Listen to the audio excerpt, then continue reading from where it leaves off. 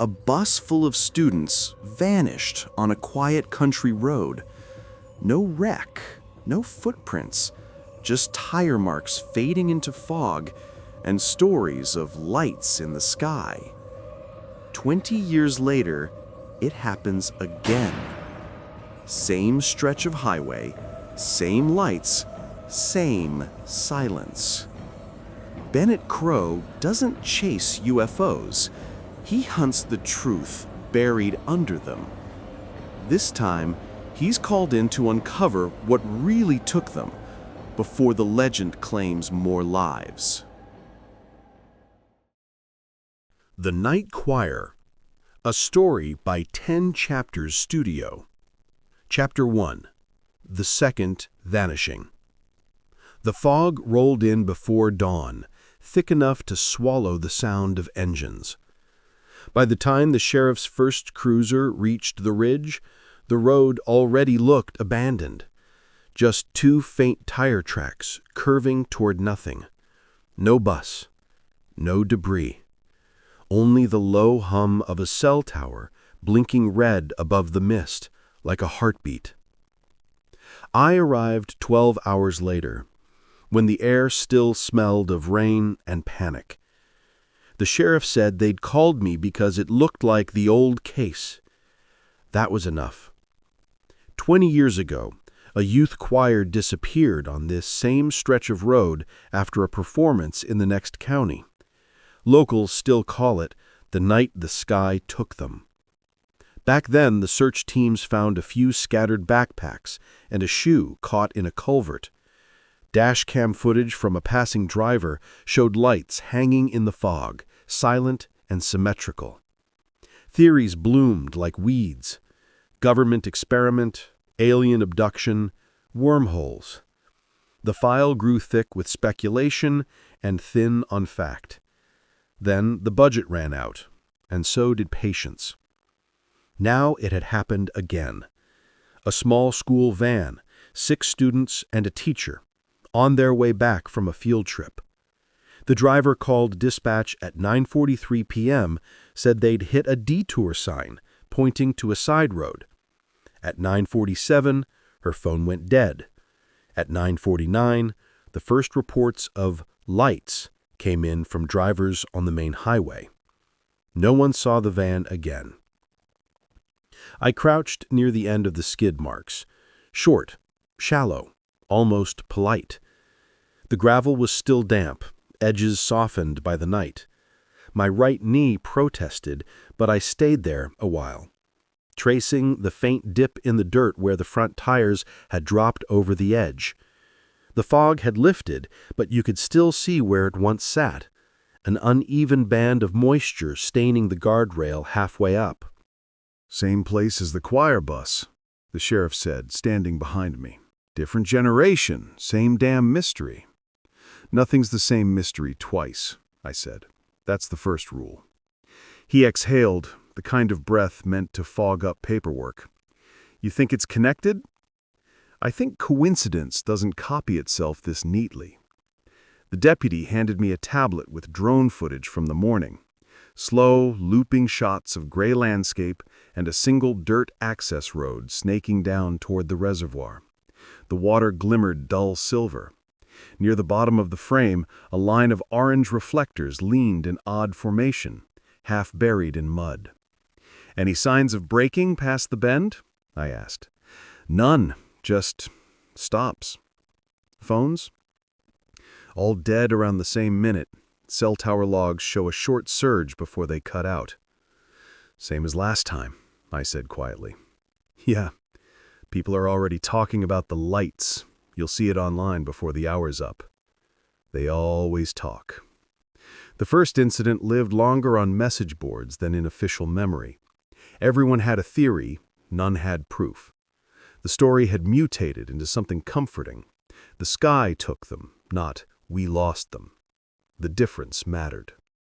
I walked the length of the guardrail, counting reflector posts. Every fourth one was newer, fresh paint, slightly different height. Someone had replaced them recently, maybe last month, maybe yesterday. Halfway down, I found a broken mounting bracket, and a glint of something small beneath the grass. A shard of clear plastic, angled and curved. Drone lens housing. Consumer grade. I pocketed it. The sheriff leaned on the rail beside me. "You ever believe the old story?" "No," I said. "But I believe someone wanted it believed." "Why stage all that? Why not just—" "Hide in plain sight," I said. "Make it too strange to question." He looked out over the water. "You think they're down there?" "Maybe," I said. "But if they are, someone knew how to send them there." We stood listening to the wind brush through reeds. A crow landed on the signpost, black against the pale fog, then lifted off again, as if even it didn't want to stay. I looked back toward the asphalt, where the road bent into mist and ended at an invisible point. It felt less like a route than a question. "Seal the scene for tonight," I said. "Nobody touches those reflectors until I see the maintenance logs." "Logs? You think DOT messed up?" "I think people write things down when they're trying to look innocent," I said. He frowned. "You really think it could be human, after all that talk of—" "It's always human," I said, straightening up. "The trick is figuring out which one." As I limped back toward the car, the fog began to settle again, rolling low across the road like a slow tide. The first stars were barely visible through the haze. To anyone else, they might have looked like lights hanging in the sky. But I'd learned a long time ago, the human eye wants to believe what keeps it safe. The truth usually hides closer to the ground. End of Chapter 1. Chapter 2. The Road Back to Nothing. The county road map said there was a turnoff ahead, one that didn't exist anymore. It had been paved over 10 years ago when the reservoir expanded, yet the driver last night swore she saw a bright orange detour sign pointing left. She followed it. Everyone did what the sign told them to do. That was the point. I drove the route slowly the next morning, before the press arrived. The asphalt shimmered under weak sunlight, the fog long gone, but still clinging to memory. Birds had returned. The normal sounds made the place feel more wrong, not less. The GPS froze halfway down the stretch. No service, no voice guidance, just the silence of old valleys pretending to be roads. My headlights picked up bits of reflective tape fluttering in the grass, freshly torn, not weathered. Someone had been out here recently, marking something temporary. The sheriff was waiting near a mile marker that didn't match county records. His cruiser's lights were off. He looked tired, like he'd stopped trying to believe or disbelieve anything. "Maintenance says they didn't set any detour signs this month," he said. "Closest project's 20 miles away. Anyone else who could get access to the equipment?" He hesitated. "A subcontractor. Private company handles overflow jobs now. Name is Petrox Infrastructure." I recognized it. They'd been sued in 3 states for faulty installations and falsified inspection reports. Always settled out of court, always clean paper trails afterward. "Get me their local rep," I said. He raised an eyebrow. "You think someone set that sign on purpose?" "I think a company that keeps its lawyers busier than its crews doesn't lose sleep over one missing truckload of barricades." Down near the bend, we found the first reflector post leaning at a sharper angle than the rest. Its base was sunk deeper, like someone had tamped it into fresh soil. When I pulled it free, the mud underneath was too dark, almost black. A thin streak of oil shimmered on the surface. "Runoff from the road?" I asked. "From the water," I said, crouching. "Same layer we saw at the reservoir edge. The post was used recently. It's coated in silt." He squinted. "You think they replace these at night?" "Nights when people see what they're supposed to," I said. He didn't ask what that meant. Smart man. Back at my car, I unwrapped the plastic shard I'd pocketed yesterday. The curve matched a drone lens housing from a common consumer model, the kind hobbyists use to film storms. Except this one had been cracked clean through, as if hit mid-air. The serial code on the inside rim was still visible. I ran it through the manufacturer's registry. Registered user, Petrox Infrastructure, Field Survey Division. Sometimes the universe hands you a gift just to see what you'll do with it. I called the company. The receptionist tried to pass me from one voicemail to another. I left my number, told them it was about their lost property, and hung up. They'd call back. The sheriff leaned on my passenger window. "You're saying a construction company's behind 2 disappearances 20 years apart?" "I'm saying they had reason to hide what's under that water. Same company held the original land contract before the reservoir expansion. Same signatures on both projects." "And the lights?" I said people saw what they remembered. If you give them the same scene, the fog, the flares, the silence, they'll finish the story for you. He shook his head. "You ever get tired of being right?" I said constantly. A car approached from the opposite direction, slowing as it neared us. Silver sedan, tinted windows. No plates on the front. It stopped for a moment, just long enough for the driver to look out, dark glasses, no expression, and then it drove on. I caught the outline of a mounted camera behind the windshield. "A friend of yours?" the sheriff asked. I said, "Soon." By evening, I'd booked a room at the local motel overlooking the lake. The walls smelled faintly of bleach and despair, but the view was clean. From my window, the water looked still, too still. Lakes that old should breathe with wind, show ripples, move. This one didn't. It sat heavy, like something beneath it refused to let go. I set the drone lens on the nightstand next to my recorder. The sun dropped, painting the surface copper. For a moment, the light caught the broken edge of the plastic and split it into 2 reflections, one on the table, one on the wall. I switched on the recorder. Day 1. Signs replaced recently. Drone debris traced to Petrox Infrastructure. Possible connection to reservoir maintenance. Need sonar data, cell tower logs, original incident case file. Then I stopped, thinking of the phrase locals still used. The sky took them. It sounded almost gentle, as if vanishing was a kindness. I looked out toward the water and whispered, mostly to the night, "Let's see what really did." End of Chapter 2. Chapter 3. The Company That Doesn't Exist. Petrox Infrastructure called back at 8:11 a.m., the kind of punctual you get from people trained to sound innocent. "Mr. Crowe," the woman said, voice polished. "Claire Voss, Regional Safety. I understand you recovered an item of ours?" "A drone lens, found a mile from where 6 people disappeared." A pause. "Field teams fly drones for culvert inspections. High winds lately. We'll arrange pickup." "Before I hand it over, I'll need your flight logs for last week, manifests, and job orders near County 17. That information is proprietary." "So is other people's air," I said. "Bring the logs or bring a lawyer." We met at noon in a beige office suite that smelled like new carpet and denial.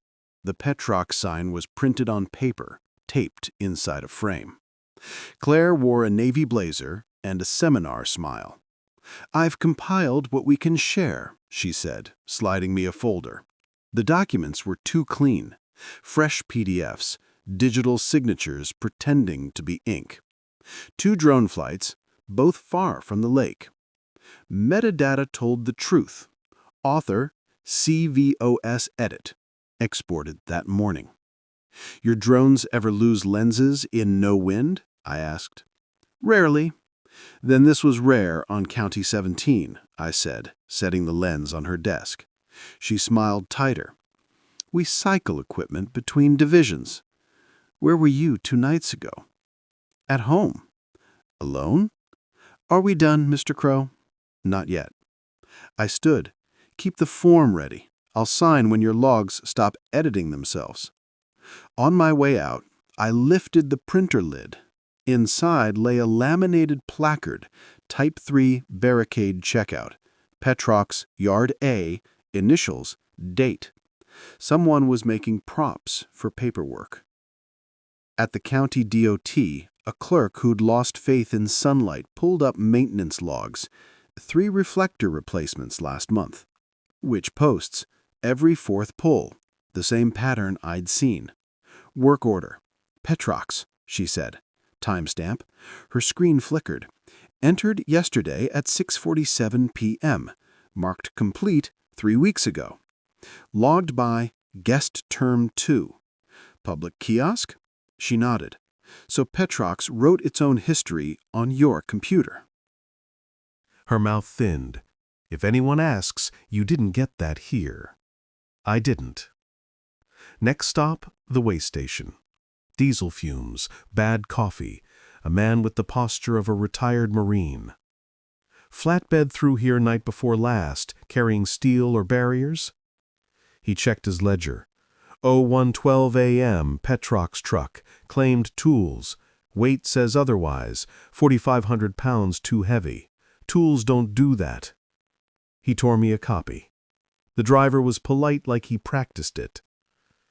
Outside, the same silver sedan idled across the lot. The driver pretended to talk on his phone. I took his picture. He drove off fast. Before dusk, I hit the county archives. The old reservoir expansion files were yellowed and quiet. The prime contractor had a different name, but the signatures at the bottom matched. Gregson P. Halter and Claire Voss, listed then as junior compliance. People change titles, not habits. On the way to the motel, I stopped at the lakeside park. The choir's memorial plaque sat half-hidden in moss. A man in a windbreaker stood there, thermos clutched like prayer. "You with the sheriff?" he asked. "I'm independent," I said. "My sister was on that bus. People talk about lights. I saw them too. Thought it was the moon till it moved wrong." "You think they were?" "I think someone used the sky to hide something," I said. "The sky's good at that." "They never found a thing," he whispered. "Sometimes the lake keeps what it's given.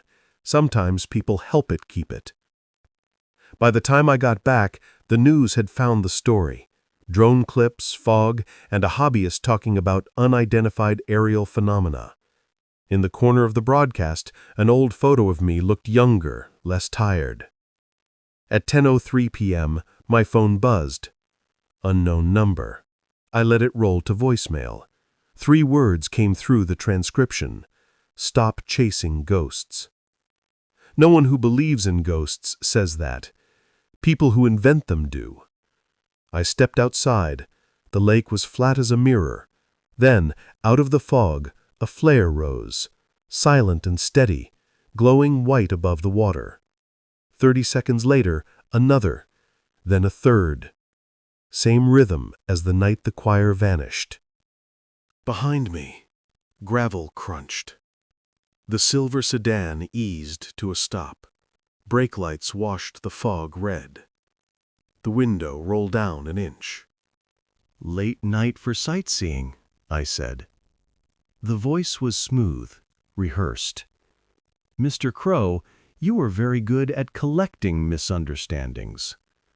Miss Voss, you were very good at manufacturing them." The window slid up. The car drifted away, taillights fading into mist. A 4th flare climbed and held, its reflection trembling on the water. 30 seconds, 60, 90. The pattern was exact. I started the recorder. "The lights are back," I said quietly, "and they're right on schedule." End of Chapter 3. Chapter 4: Echoes in the Fog. The flares were gone by morning, but the lake still glowed faintly under a layer of mist. The air smelled of burnt magnesium and diesel. When I pulled up, the sheriff was already there, coffee in one hand, binoculars in the other. "You see it?" he asked, nodding toward a maintenance truck idling by the guardrail. "Showed up before sunrise, no crew." I walked over. Keys in the ignition, clipboard on the seat. The form read, "Petrox, Emergency Shore Repair." Dated tomorrow. "Scheduled repairs for accidents that haven't happened yet," I said. "Efficient." He frowned. "You think they staged the whole thing?" "I think whoever plans ahead like that isn't fixing anything, they're hiding something." He told me the dive team had sonar results from dawn. "Got a shape under the water," he said. "Could be a bus roof, 6 meters down." I followed him to the barge, a rented platform with dented rails and a portable screen, flickering gray light. The diver, Haskell, hunched over the console, mask still wet. "See that?" He pointed to a faint outline on the display. Rectangular, half buried. "Paint traces, looks yellow." The sheriff exhaled. "Jesus!" The image wasn't clear, but the dimensions matched a vehicle. The depth, too close to shore to be an accident. Someone had guided it there. "Any sign of bones?" I asked. "Not yet," Haskell said. "Silt's thick as cement." I studied the coordinates. Directly beneath the line of replaced reflectors, the ones Petrox claimed were storm damage. "Run a night sweep," I said. "No lights, just camera." "A night dive?" the sheriff asked. "You're expecting company?" "I'd like to see who shows up when they think no one's watching." That night, fog moved in early, soft and heavy. We parked at the overlook while the barge team lowered their camera into black water. The feed shimmered across the laptop screen, all grays and motion blur. Then, metal. Curved, painted, crushed inward at the center. Letters ghosted across the side. District 14. Then mud swallowed the rest. "Freeze it," I said. The diver steadied the camera. Along one edge, new welds glinted, a row of anchor plates bolting the wreck to the lakebed. I said, "They pinned it down, wanted it to stay buried." The sheriff's jaw tightened. "Why?" I said, "Maybe what's inside isn't as gone as they said." Then the radio cracked.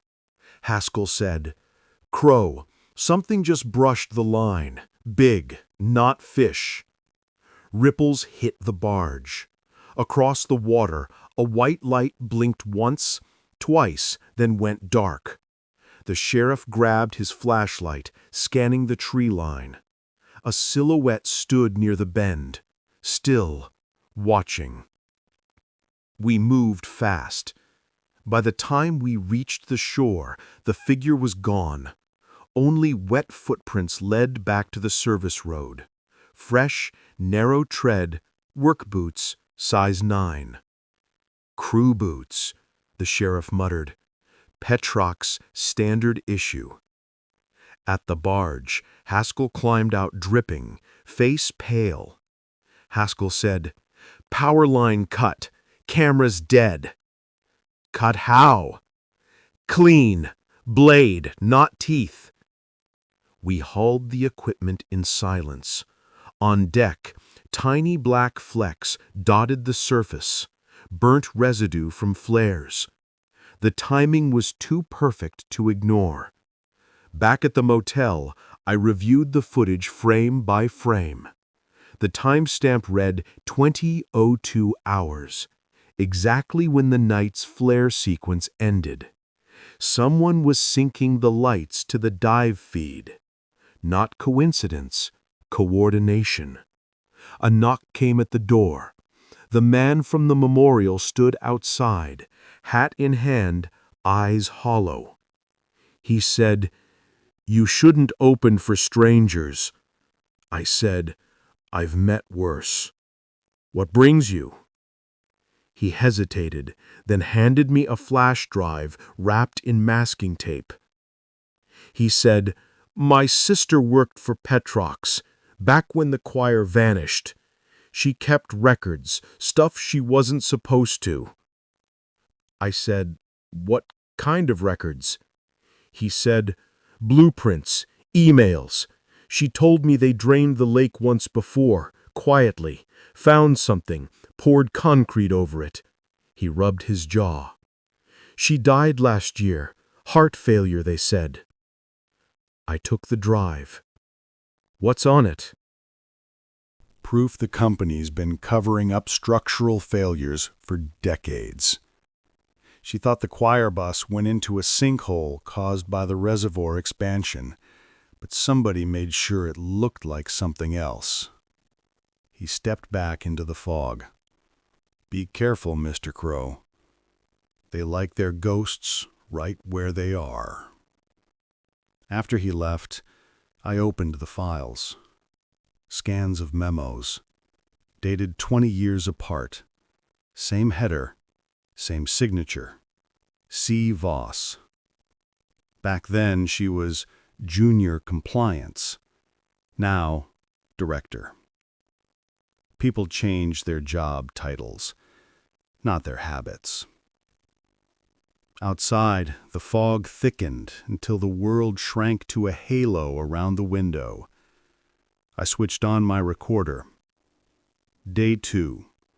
Confirmed submerged vehicle. Anchor plates recent. Flares timed to divers. Petrologs falsified. Same management as 20 years ago. I paused, looking out at the pale sheet of water beyond the glass. If the first detour buried a bus, what's this one supposed to bury? A dull glow rose over the lake. One flare, then another. Same rhythm, same intervals. The legend was alive again, rehearsed and deliberate. I ended the recording and stood by the window until the last flare died, and only the reflection remained, trembling like something trying to surface. End of Chapter 4. Chapter 5. The Light That Lied.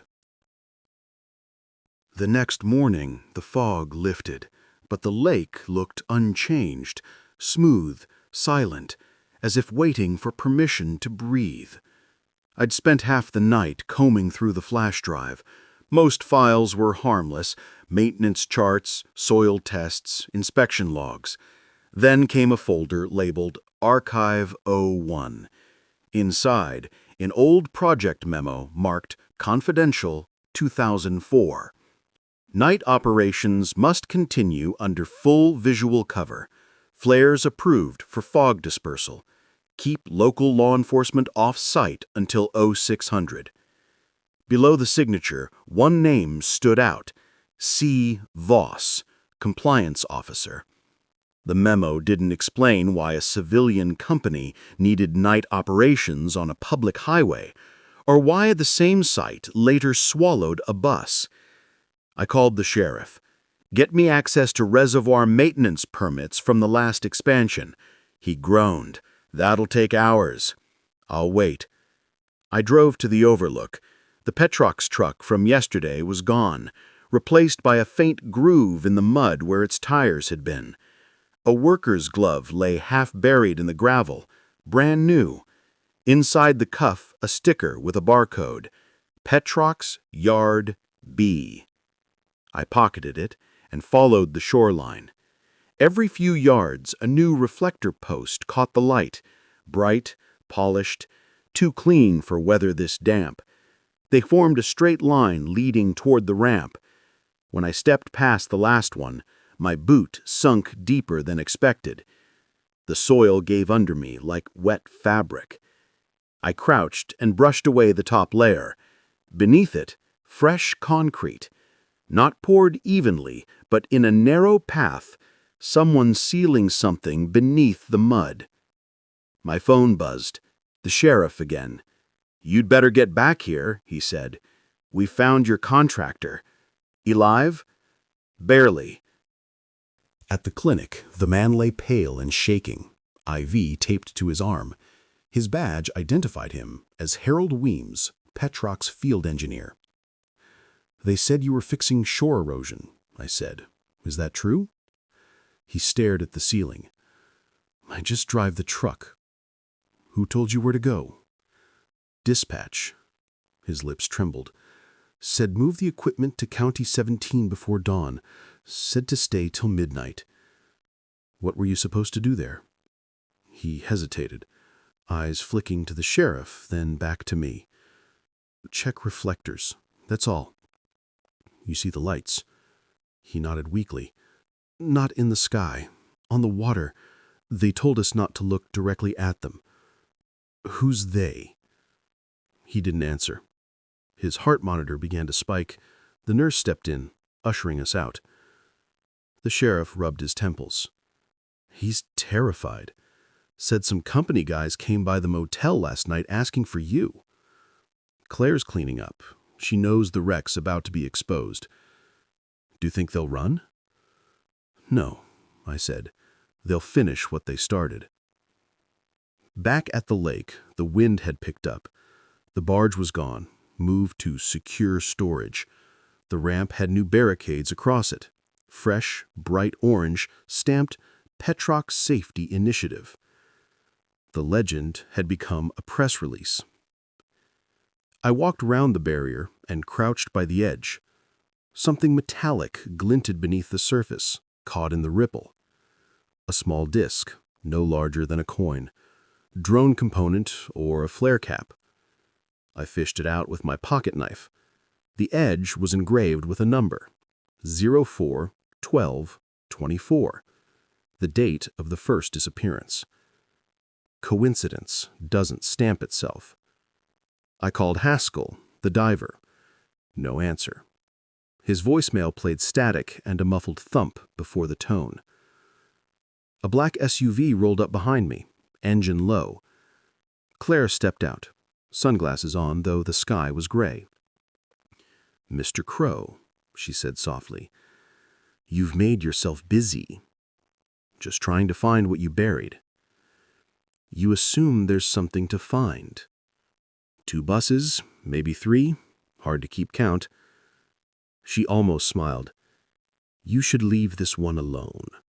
These families don't need more pain. What they need is truth. Truth's overrated. My company builds stability. In concrete, apparently." Her gaze hardened. "You think I care about some ghost story? The first accident nearly destroyed us. The second was a reminder." "A warning flare?" I asked. "Exactly." For a moment the wind shifted, carrying her perfume. Clean, corporate, calculated. "You killed them," I said quietly.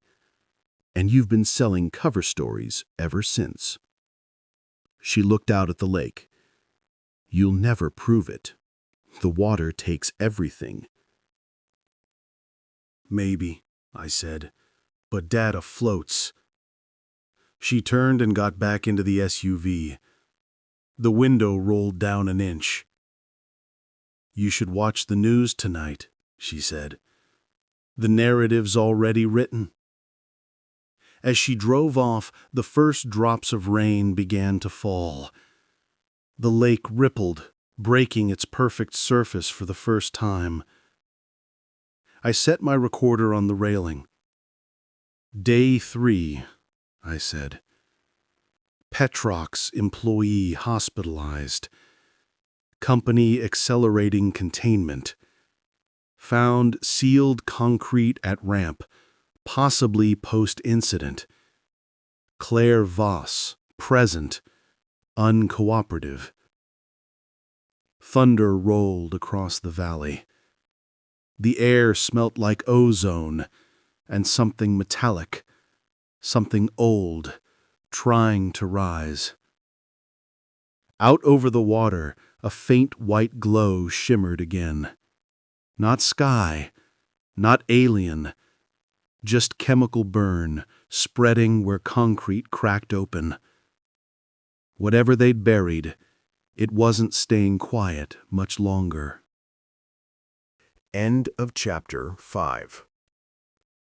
Chapter 6. What the Water Remembers. By sunrise, the lake had changed color. Overnight rain churned up the shallows, and streaks of dull gray spread from the ramp like veins. The sheriff met me there, boots sinking in mud. "The county's shutting down the site," he said. "State's coming in. Petrox filed for emergency jurisdiction, environmental hazard." Convenient timing.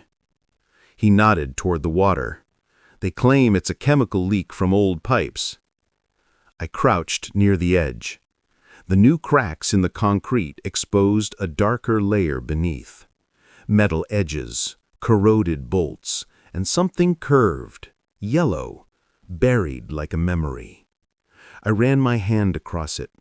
Paint flaked off under my thumb. "They'll seal this by noon," I said. "If they pour again, we lose everything." "What do you need?" "A warrant, a drone, and a delay." He sighed. "I can get you one of those." By mid-morning, a news van parked by the road. Reporters pointed cameras at the lake, while Petrox's PR team handed out statements about containment. They wore orange vests, all logo and no dirt. Claire wasn't among them. I launched a rented drone from the hilltop. Its camera skimmed low over the water, following the cracked concrete path to the submerged object. Through the surface glare, shapes emerged: shattered windows, twisted railings, bus parts. Real, solid, undeniable. Then on the feed's upper corner, another glint, farther out. I steered closer. A second outline, smaller, but newer, caught the light. "Sheriff," I said over the radio, "there's another vehicle down there." "Second bus?" "No, a van. The one from last week." Before I could pull the feed, the drone froze midair, screen static, then signal lost. Down below, one of the PR men waved toward us, cell phone pressed to his ear. Seconds later, a Petrox security boat motored into the cove. "They're cutting you off," the sheriff said. "Orders from Safety Division." "Claire," I muttered. The boat stopped over the coordinates and dropped something heavy. Looked like a tarp roll, but too precise. It sank fast, leaving only rings behind. "That's evidence tampering," the sheriff said. "Call it what you want," I said. "They're finishing the burial." He reached for his phone. "I'll get a state inspector out here." "Won't matter," I said. "By the time paperwork clears, that lake will be a parking lot." We watched in silence as the water smoothed over again. The air went still, the kind of quiet that makes you think the world's holding its breath. That evening, I drove to the clinic. Weems, the injured Petrox engineer, was gone. The nurse said he'd been transferred by company medics, no record of where. In the parking lot, the silver sedan waited. Same car, same driver. No Claire this time. Just a man in a suit watching me with stillness that felt trained. I started toward him. He drove off without haste, turning east toward the Petrox yard. I followed. The yard sat behind a chain-link fence near the industrial park. Floodlights cast sharp cones across mud and steel. Inside, workers were loading crates marked construction debris. Each crate carried a white label, Lake Removal 2024. I zoomed my camera. Inside one crate, beneath the mesh, something yellow gleamed. Curved metal, broken glass, a piece of bus frame. A voice behind me said, "You shouldn't be here." I turned. Claire stood by the gate, coat collar up, face unreadable in the glow. "Evening inspection?" I asked. "Final one," she said. "After tonight, the site's sealed." 2 vehicles under concrete, a van full of kids, and you're still calling it a site? She looked past me at the lake. You want to know the truth? The first accident was real. The driver hit fog, missed the turn, went under. We covered it to keep investors calm. The second one, she hesitated, wasn't supposed to happen. Then why the same setup, the same flares? Her eyes hardened. Because panic works. It distracts. People remember lights, not liability. You used a legend to erase your own mistakes? It's business, Mr. Crowe, not theology. Business doesn't anchor buses to lake beds. She smiled faintly. It does when insurance won't pay. We stood there, nothing between us but fence and truth. She finally said, "Walk away. You can't win this one." "Maybe not, but I can document it before you pour." As I left, floodlights flared brighter behind me. Cement mixers rolled toward the water, their drums already spinning. Back at the motel, I backed up every file, every photo, every word of the drive. The laptop hummed steady, a heartbeat of evidence. Outside, the sky pulsed again, 3 flares, perfect timing. They weren't hiding the lights anymore. They were using them. An announcement, a ritual, a signal that the legend had done its job. I hit record. "Day 4, I said. "The water remembers everything. They can seal it again, but it'll still talk when the pressure cracks." End of Chapter 6. Chapter 7. The Ones Who Stayed Quiet. By morning, Petrox had turned the entire shoreline into a work zone. Orange tape, heavy equipment, and men in helmets who didn't make eye contact. The sheriff's cruiser was parked just beyond the barricade, boxed in by dump trucks. They sealed it overnight. Concrete's curing already. State inspector arrives this afternoon after the show's over. Convenient. They'll have a new legend poured before lunch. He handed me an envelope. Anonymous drop-off at the station. No return address. Inside were 3 printed photos. Grainy, black and white, time-stamped from 2 nights earlier. They showed the lake from a high angle. The dive barge, a flare's reflection, and a figure standing by the shoreline. The third image was close enough to make out the face. "Claire," I said. "Or someone wearing her jacket," the sheriff replied. "Either way, someone's documenting your investigation as much as they're documenting theirs." The photos had been developed in a real darkroom. Edges smudged, old paper stock. Someone careful. Someone older. I folded them back into the envelope. I need someone who worked that first project, before Claire became the legend. The sheriff rubbed his jaw. "Most of them are retired or dead." "Then let's start with retired."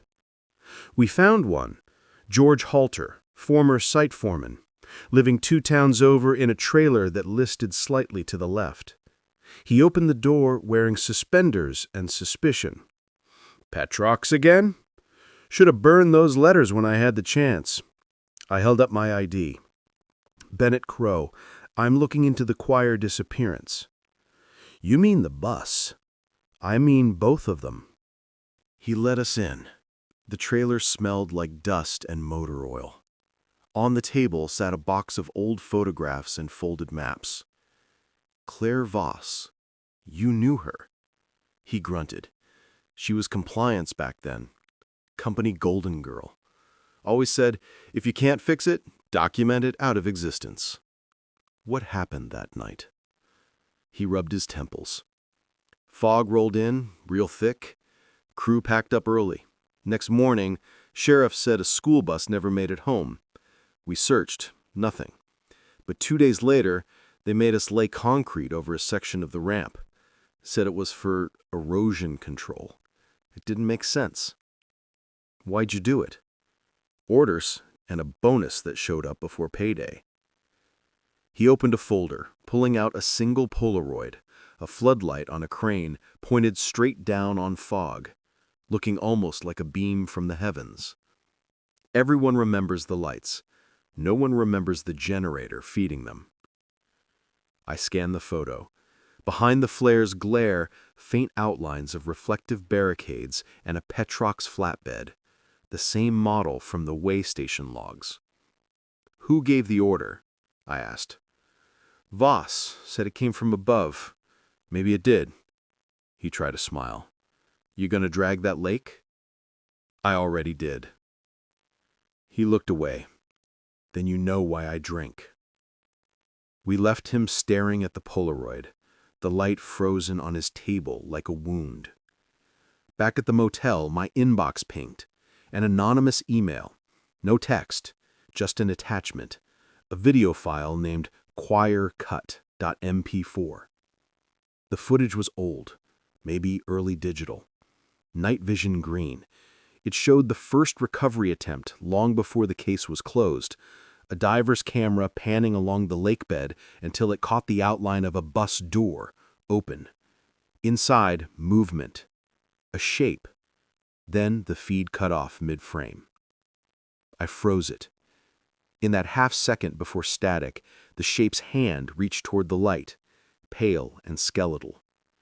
The timestamp read 091403, 2:18 a.m., the night the choir vanished. I played it again, slower. Behind the diver's beam, a second light flashed twice, then once. A code. Not rescue, signal. I called the sheriff. Someone staged that recovery too, I said. 2 flares, 1 pause. Same intervals we've seen. He didn't answer right away. You're saying they weren't trying to find bodies. They were marking where to pour. Exactly. The motel lights flickered. Power cut for 3 seconds, maybe less. When they came back, my laptop screen showed a message in the corner. Delete everything. I pulled the plug. Battery backup held long enough to copy the file twice, one to the cloud, one to an encrypted stick. Then I snapped the Wi-Fi antenna off the laptop. Outside, a truck engine rumbled, fading into the distance. I pressed record on my handheld. Day 5, confirmed insider from original project. Evidence of staged recovery and signal code reused. Someone's watching the investigation in real time. The motel walls hummed with silence. From across the valley, thunder cracked again, but it wasn't thunder. It was the hollow thump of cement drums turning by the lake. I looked out the window. Beyond the trees, faint orange light pulsed through the fog. Steady, rhythmic, mechanical. Not sky, not myth. The sound of a cover-up, still hard at work. End of Chapter 7. Chapter 8. The Depths They Poured. By dawn, the fog had burned away, leaving the lake bare and ugly. Petro Cruz was still at it. Cement trucks lined along the service road, pouring layer after layer into the water like they were erasing history by the ton. The sheriff stood beside me, hat pulled low. He said, "The judge denied the warrant. Claims jurisdiction falls under corporate remediation. We can't touch it. I said, "They've buried the first crime under the second." He handed me coffee from a paper cup. "What's your next move?" I said, "Find the hole they didn't cover yet." While the trucks worked the main ramp, a smaller inlet on the north side sat quiet. Petro hadn't touched it. Too shallow, too inconvenient. I walked it alone, the air heavy with the smell of wet concrete. The mud along the edge was streaked with oil. Half hidden beneath the reeds, I found a tire, smaller than a bus wheel, newer, part of a van, the missing one. A footstep cracked behind me. "You really don't listen," Claire said. She stood in the mist, gloves on, hair pinned back, every inch the executive playing field agent. I said, "Found your second accident." She glanced at the wheel, then at me. "You can't prove what's under there." "I don't have to," I said. "You're standing where you shouldn't be." Her voice dropped. "You think this is about greed. You have no idea what was in that first bus." I waited. Silence is how people tell you the truth they don't want to say.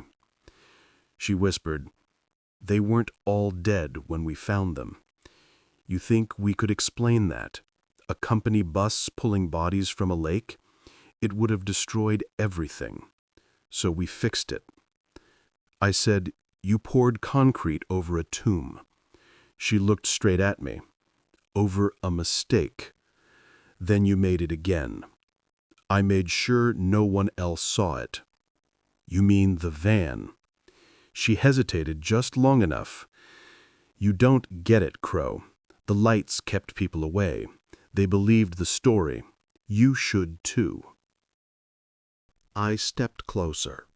"People saw flares. You saw profit." She smiled faintly. "You can't fight myth with paperwork." "Maybe not," I said. "But cameras help." Her eyes flicked down. I was holding my recorder. She turned sharply, started walking toward the waiting SUV. "You're trespassing," she said. "I'd add it to my invoice," I called. When she drove off, I called the sheriff. "Send a diver, quietly, North Inlet." "Can't," he said. "They've locked the site down. Company security everywhere. We're lucky they haven't hauled us in yet." "They will," I said, "after they're done." I headed back to town and stopped at George Halter's trailer. The door hung open. Papers scattered. Inside, a chair overturned, a coffee mug broken on the floor. No George, no maps. They were cleaning house. Back at the motel, the manager said 2 men in suits had asked for me. Consultants, they said. I packed fast. Files, drives, recorder, all in the trunk. As I pulled out, headlights appeared behind me. The silver sedan, again, keeping distance. I drove east toward the overlook, killing my lights for the last stretch. The sedan crept closer, then stopped where the road curved. I slipped out of my car, camera ready.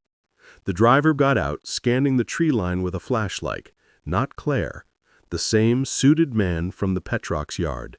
He opened his trunk and pulled out a long, narrow tube. Flare launcher. I hit record on my phone. "Caught them in the act," I whispered. He fired. The flare hissed skyward, burning white against gray. A second followed, then a third. Same intervals. The illusion reborn. He turned toward the water, watching the reflection tremble. Then he noticed me. We froze. The only sound, the slow fizz of fire above us. "You shouldn't be here," he said. "Neither should you," I answered.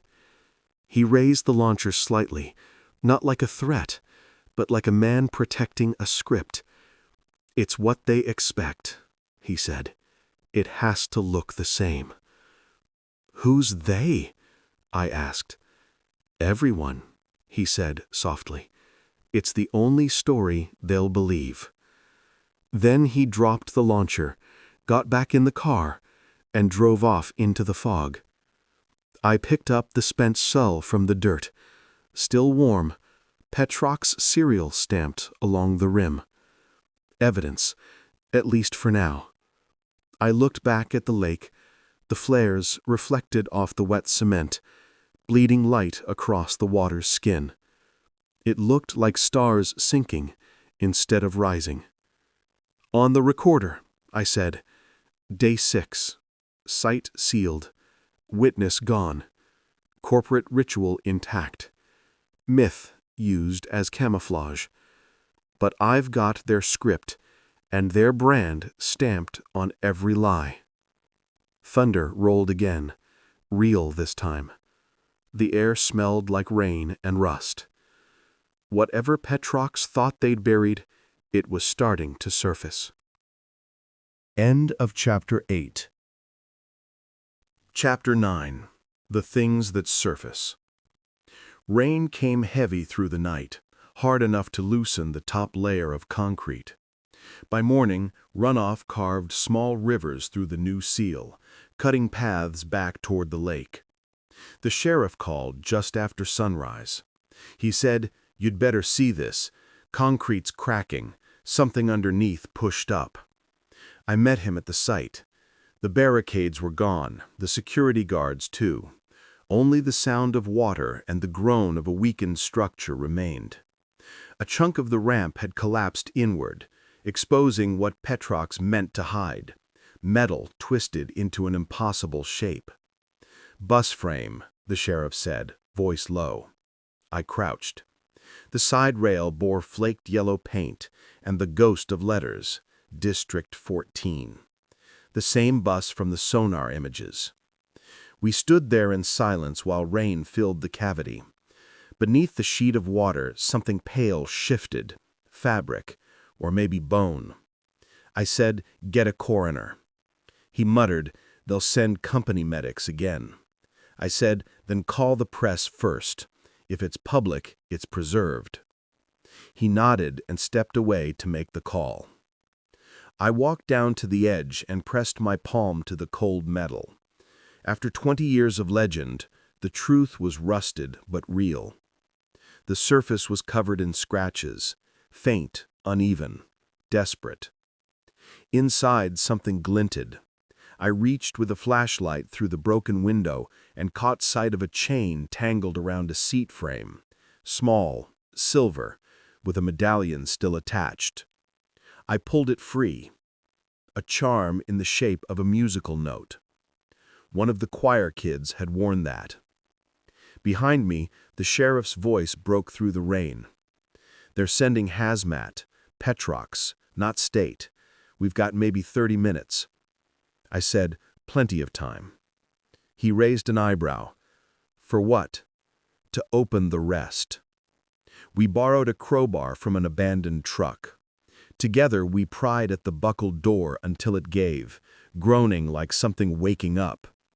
The smell that came out wasn't death, too long for that. It was salt and oil and metal fatigue. Inside, seats half gone, glass half buried. And near the back, 2 skeletons still upright, seatbelts buckled.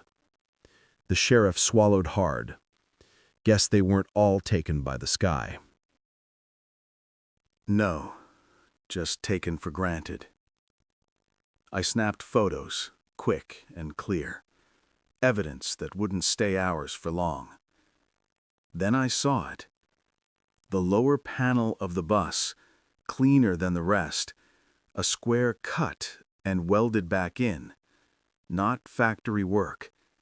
Someone had opened the bus after it sank, then sealed it again.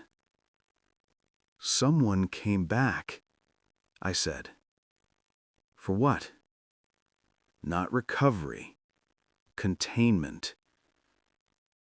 We heard engines up on the road, white trucks, Petro's logos shining through rain. "Crowe, they're here." I backed out fast, pocketed the medallion, and climbed up the bank. Claire was first out of the convoy. raincoat zipped, calm as always. "Detective, this area is restricted." "Not anymore. The evidence just broke your contract open." She looked past me to the exposed frame. "You think that changes anything?" "It already has. People love a resurrection story. You have no chain of custody. You have nothing admissible." "Not yet. But you'll never fill that hole again." Her eyes narrowed. "You think you've uncovered the truth, but you don't even know what it is." "Then tell me." She hesitated. "They found the bus days after it sank. Some of the kids were still inside. 2 alive, barely. Corporate made us bury it to avoid liability, so no one would know they'd been trapped alive. They suffocated under the cement we poured." The sheriff swore under his breath. Claire's voice stayed calm. "It wasn't murder, Crowe. It was containment. You think you're unearthing evil. You're unearthing shame." I took a step closer. "And the new van? Another containment?" She didn't answer. A horn blared from one of the trucks. 2 men in hazmat suits approached, carrying ceiling tarps and spray cement. "Stop," I said. Claire turned away. "This is cleanup, not cover-up." The sheriff moved between them. "You touch that bus, and I arrest you for tampering with evidence." "Evidence of what?" she asked quietly. He didn't reply. The silence was enough. Lightning split the sky. Rain came harder, washing concrete dust into the lake. Claire gave one short nod to her men, then walked back to her SUV. "You'll publish your story, and people will still believe the lights. That's the comfort they want." "Maybe. But comfort doesn't last." She left. The engines followed, fading up the hill until the sound drowned in thunder. The sheriff crouched by the wreck. "What now?"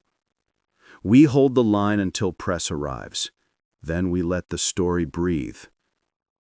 "And you?" "I'll keep digging. They buried shame, but shame floats." The rain eased. Mist rose again over the lake, curling around the broken ramp like smoke. For a moment, the water caught the flash of lightning and shimmered white. Brief, bright, almost beautiful. Then it went dark again, quiet, except for the steady whisper of the storm, washing the concrete clean. End of Chapter 9. Chapter 10. The Night Choir. By evening, the press had arrived. Vans, tripods, microphones that trembled in the wind. The sheriff stood beside the collapsed ramp, keeping them back with yellow tape. Across the water, Petrox crews lingered near their trucks, pretending to wait for orders that would never come. The lake had gone still again, unnaturally so. The air smelled like rust and rain. I moved closer to the edge, camera in hand. The bus lay half visible beneath the surface, its windows like dark eyes staring up through the water. For the first time in 20 years, it was quiet here. No flares, no fog, just the truth surfacing 1 inch at a time. A reporter approached. "Mr. Crowe, do you believe the story about aliens was fabricated?" "It wasn't fabricated. It was convenient." The sheriff joined me. "They'll run whatever headline sounds best," he said. "They always do." "You think Petrox will recover from this?" "Probably," I said. "Companies don't drown easy." I turned my camera toward the lake. focusing on the medallion I'd found, the small moot note catching the weak sun. Around us, the air filled with the murmur of reporters trading questions they'd already written answers for. Behind the noise, I almost didn't hear it. A sound from the water, low, distant, like air escaping through metal. Then another, rhythmic. "Sheriff," I said quietly, "you hear that?" He frowned. Could be current? Or something shifting. The sound grew, a hollow hum that rose and fell, faint but melodic. 6 notes, repeating. A breeze rippled the lake, carrying the tone further. It wasn't machinery. It wasn't wind. It was music, thin, warped, but human. The sheriff went pale. "Is that?" "Yeah," I said softly. "The choir." For a moment, no one spoke. The reporters didn't notice. Only we stood there, listening to voices echoing through the hollowed metal below.